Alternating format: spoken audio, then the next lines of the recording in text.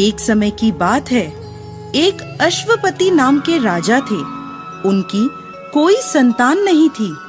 राजा ने संतान प्राप्ति के लिए अनेकों यज्ञ किए, जिसके फलस्वरूप उन्हें एक तेजस्वी कन्या की प्राप्ति हुई। राजा ने कन्या का नाम सावित्री रखा। समय बीतता गया और सावित्री विवाह योग्य हो गई। एक दिन राजा ने सावित्री से कहा, सावित्री, अब तुम विवाह योग्य हो गई हो, इसलिए स्वयं अपने लिए योग्य वर की खोज करो।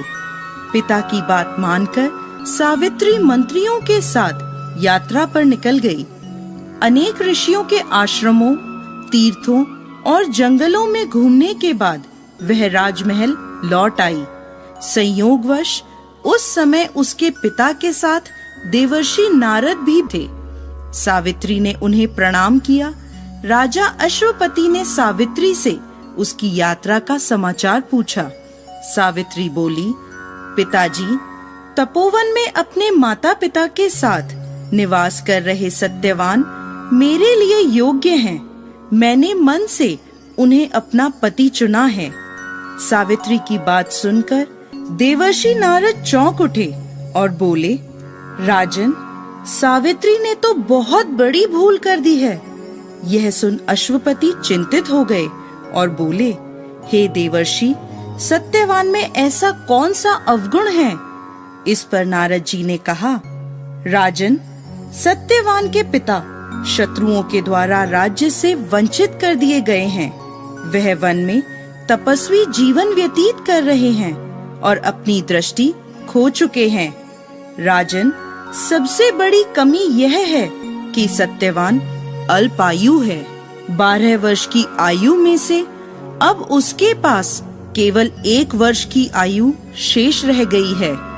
नारद जी की बात सुनकर अश्वपति ने सावित्री को समझाया कि वह किसी दूसरे उत्तम गुणों वाले पुरुष को अपने पति के रूप में चुन ले।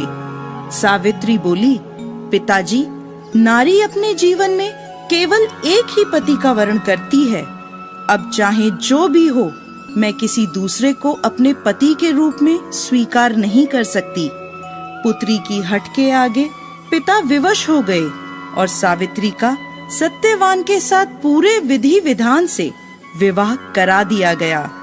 विवाह के पश्चात सावित्री अपने पति और सास ससुर के साथ वन में रहने लगी। जैसे जैसे समय बीतता जा रहा था, सावित्री के मन का भय बढ़ता जा रहा था। नारद जी के कहे अनुसार जब उसके पति की आयु मात्र 4 दिन बची, तब सावित्री ने 3 दिन पहले से व्रत रखना प्रारंभ कर दिया। अंततः वह दिन भी आ पहुंचा जब सत्यवान की मृत्यु निश्चित थी। चौथे दिन जब सत्यवान लकड़ियां लेने वन को जाने लगा, तब सावित्री बोली, हे नाथ, मैं भी आपके साथ वन को चलूंगी। सत्यवान के मना करने पर भी वह सास ससुर की आज्ञा लेकर अपने पति के साथ वन को चली गई।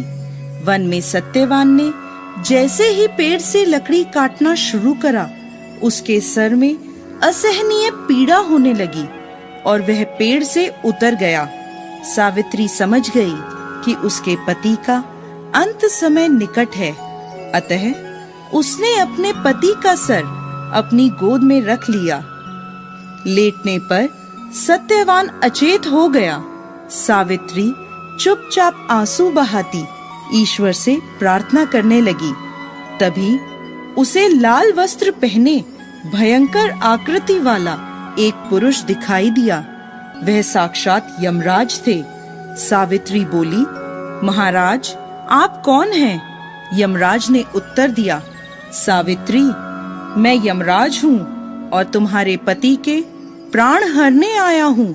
सावित्री बोली, प्रभु, सांसारिक प्राणियों को लेने तो आपके दूत आते हैं, क्या कारण है कि आज आपको स्वयं आना पड़ा? यमराज ने उत्तर दिया, सावित्री, सत्यवान धर्मात्मा तथा गुणों का सागर है। मेरे दूत इन्हें ले जाने के योग्य नहीं हैं, इसलिए मुझे स्वयं आना पड़ा। ऐसा कहकर यमराज ने सत्यवान के शरीर से प्राणों को निकाला और उसे लेकर वह दक्षिण दिशा की ओर यमलोक को जाने लगे। सावित्री भी उनके पीछे पीछे चल दी। सावित्री को अपने पीछे आता देख यमराज बोले, सावित्री, तुम मेरे पीछे कहाँ आ रही हो? सावित्री बोली, मेरे पति जहाँ जाएंगे मैं भी वहीं जाऊंगी, यही मेरा धर्म है। यमराज के बहुत समझाने पर भी सावित्री नहीं मानी। उसके पतिव्रता धर्म की निष्ठा को देखकर यमराज बोले, तुम अपने पति के बदले कोई भी वरदान मांग लो। सावित्री ने अपने दृष्टिहीन सास ससुर की आंखें मांगी और यमराज ने तथास्तु कहा और आगे चले। फिर से सावित्री उनके पीछे पीछे चल दी। तब यमराज ने सावित्री से कहा, एक और वर मांग लो। तब सावित्री ने अपने सास ससुर के राज्य को वर के रूप में मांग लिया और यमराज ने तथास्तु कहा और आगे चल दिए। सावित्री फिर भी यमराज के पीछे चलने लगी। अब यमराज बोले, चलो और एक वर मांग लो। तब सावित्री ने अपने पिता के लिए 100 पुत्रों का वरदान मांगा।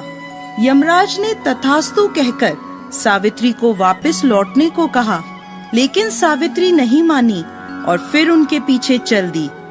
अब यमराज बोले, सावित्री, तुम मुझसे अपने पति के प्राणों के अलावा कोई भी वरदान मांग लो।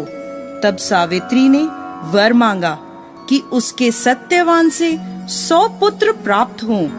इस बार भी यमराज तथास्तु कहकर आगे बढ़ने लगे, परंतु सावित्री फिर उनके पीछे चल दी। अब यमराज बोले, मैंने तुम्हें सभी मनवांछित वर दे दिए, अब तुम लौट जाओ। तब सावित्री बोली, महाराज, आपने मुझे सत्यवान से 100 यशस्वी पुत्रों का वरदान दिया है और सत्यवान के बिना पुत्र कैसे संभव होगा? ऐसा कहकर सावित्री ने यमराज को उलझन में डाल दिया।